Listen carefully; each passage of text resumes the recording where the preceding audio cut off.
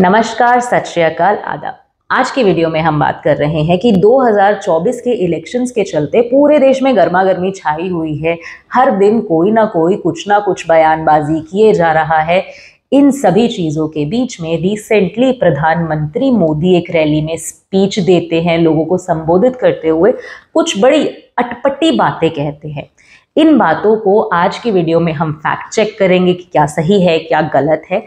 Plus हम check करेंगे कि क्या उनकी बातचीत का कोई इम्पैक्ट हमें यहाँ पर देखने को मिलेगा जियोपॉलिटिक्स और इकोनॉमिक सिनारियो के अंदर।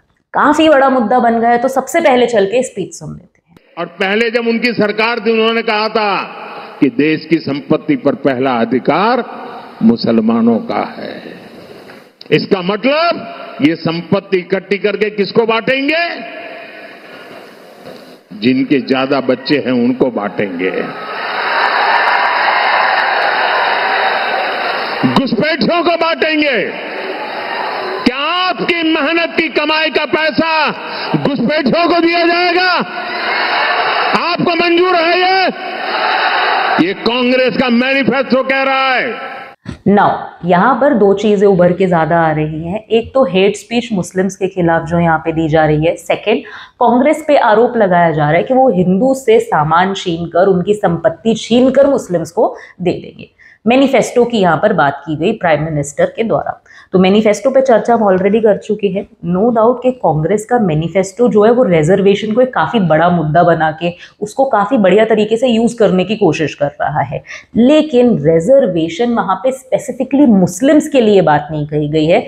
रिजर्वेशन की बात की गई है विमेंस के लिए, शेड्यूल कास्ट, ट्राइब्स के लिए एंड माइनॉरिटीज के लिए। कहीं भी स्पेसिफिकली ये नहीं कहा गया कि चीजें मुस्लिम्स को दे दी जाएंगी। तो फैक्ट चेक में ये बयानबाजी गलत प्रूव हो जाती है ना। ये बयानबाजी की क्यों जा रही है एंड क्या ये अलाउड है? जब भी इलेक्शंस का टाइम आता है तो मॉडल कोड ऑफ कंडक्ट लग जाता है, कुछ रूल्स रेगुलेशंस लग जाते हैं जो सारी पार्टीज को फॉलो करने होते हैं ताकि इलेक्शंस फ्री एंड फेयर हो सके। नाउ उन रूल्स एंड रेगुलेशंस के हिसाब से लोगों से आप धर्म के नाम पे अपील नहीं कर सकते हो, धर्म के नाम पर वोट नहीं मांग सकते हो। इस स्पीच में क्लियरली धर्म के नाम पे वोट मांगा गया, जिसकी वजह से बहुत लोगों ने प्रोटेस्ट किया। इलेक्शन कमीशन को भी अप्रोच किया गया एंड हाई कोर्ट्स को भी अप्रोच किया जा रहा है। तो ये मॉडल कोड ऑफ कंडक्ट का डेफिनेटली वॉयलेशन है। अब देखते हैं कि इस पे क्या स्टेप लिया जाता है या फिर इसे इग्नोर कर दिया जाता है। थर्ड थिंग, इम्पैक्ट पे बात करते हैं। इकोनॉमी या ग्लोबली हमें क्या इसका इम्पैक्ट देखने को मिलता है। एक चीज यहाँ पे हम क्लियर करेंगे, हम किसी भी इलेक्शन में दिए गए बयान को इतना इंपॉर्टेंस एक्चुअली नहीं देते हैं, बट ये पर्सन कोई नॉर्मल लीडर नहीं है, ये देश के प्रधानमंत्री हैं। प्रधानमंत्री जो कह रहे हैं उस पे सारा जितनी भी ग्लोबल कंट्रीज है कहीं ना कहीं वो नजर बनाए रखेंगे, क्योंकि जो भी दो कंट्रीज के बीच में व्यापार हो रहा है, दो कंट्रीज आपस में डीलिंग्स कर रही हैं, तो वो चेक रखना चाहेंगे कि लीडर्स की आइडियोलॉजी क्या है। इस चीज को हम बहुत अच्छे तरीके से समझ सकते हैं मालदीव्स के एग्जाम्पल से। मालदीव्स में इस टाइम जो प्रेसिडेंट है उन्होंने इंडिया आउट का कैंपेन चला के अपने ऑफिस में वो आ गए हैं, वोट उन्होंने लिया लोगों का। कैसे? लोगों को डरा दिया कि इंडिया का यहाँ पे मिलिट्री बेस बना हुआ है, जो इंडिया ने एक्चुअली उनकी हेल्प करने के लिए वहां पे बनाया हुआ था। कहते इंडिया का यहाँ पे मिलिट्री बेस बना हुआ है एंड इंडिया से मालदीव्स को खतरा है, इसीलिए आप मुझे वोट दो, मैं इंडिया को बाहर नहीं कर दूंगा। नाउ जब उनको ऑफिस में लोगों ने वोट देकर प्रेसिडेंट बना दिया, इंडिया को उन्होंने कह भी दिया कि आप अपना मिलिट्री बेस बाहर उठा के ले जाइए। नाउ इंडिया के साथ मालदीव्स के रिश्तों में खटास आई। इसका इम्पैक्ट मालदीव्स की इकोनॉमी में बहुत देखने को मिला है। उनका जो टूरिज्म ट्रेवल है वो इंडिया से काफी चलता था। नाउ इंडिया ने क्योंकि बॉयकॉट मालदीव्स कर दिया, इंडिया आउट और कुछ और रीजंस के चलते, इसीलिए मालदीव्स की इकोनॉमी ने एक सिवियर हिट, सिवियर ब्लो को फेस किया। उसी तरीके से इंडिया इस टाइम मिडिल ईस्ट के साथ काफ़ी ज़्यादा इंफ्रास्ट्रक्चरल एंड और ट्रेड प्रोजेक्ट्स कर रहा है। मिडिल ईस्ट के साथ इंडिया की दोस्ती बढ़ती जा रही है, लेकिन जो मिडिल ईस्ट कंट्रीज़ हैं वो प्योरली इस्लामिक कंट्रीज़ हैं। एंड अगर इंडिया का प्रधानमंत्री, ऑफिस होल्डर इस तरीके के बयान देगा किसी भी कम्युनिटी को लेकर, तो वो कहीं ना कहीं एक एगिटेशन बिल्ड कर सकती है, एक नफरत की भावना बिल्ड कर सकती है देश के अंदर भी एंड देश के बाहर भी। इंडिया अपने आप को प्रेजेंट करता है विश्व गुरु की तरह या फिर वासुदेव कुटुंब जैसे नारे इंडिया हमें देता दिखता है कि हम सारी दुनिया हमारा घर है, सबका साथ सबका विकास की बात करते हुए दिखता है।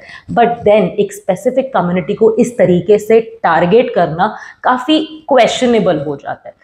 मोर ओवर बीजेपी की कहीं ना कहीं ये आइडियोलॉजी रही है हिंदुइज्म वाली, इसको कोई डिनाई नहीं करता है, लेकिन अब फ्रंट पे होके प्रधानमंत्री ने ये बात नहीं कही थी अभी तक, जितना अब फ्रंट पे होके क्लियर भाषा में अब इस रैली में ये बात कही गई। एंड इसका हमें कहीं ना कहीं ग्लोबल इम्पैक्ट देखने को मिल सकता है, रिश्तों में खटास की उम्मीद की जा सकती है। And end of the day वो हमारे इकोनॉमिक रिलेशंस भी खराब करेगा, हमारी इकोनॉमी को भी इम्पैक्ट करेगा, क्योंकि जो IMEC जैसे ट्रेड रूट है, यूरोप से इंडिया को कनेक्ट करने वाले ट्रेड रूट्स है, वो मिडिल ईस्ट से ही होकर गुजरते हैं। So on a larger base, economically, globally या पॉलिटिकली या मॉरली, ये स्पीच किसी भी मापदंड पे खड़ी नहीं उतर पा रही थी।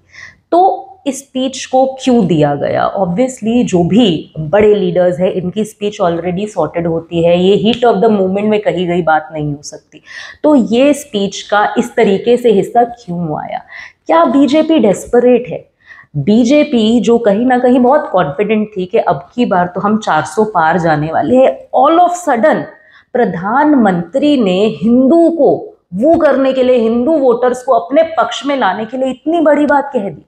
तो क्या बीजेपी कहीं ना कहीं डर महसूस कर रही है कि अब उनको फिर से उसी तरीके से फुल मेजॉरिटी नहीं मिलेगा? क्या विचार है आपके? क्या लगता है आपको? और क्या ऐसे छुपे हिस्से हो सकते हैं इस सारी स्पीच और सारे मुद्दे के? अगर आपके मन में कुछ भी है तो कमेंट करके ज़रूर बताइएगा।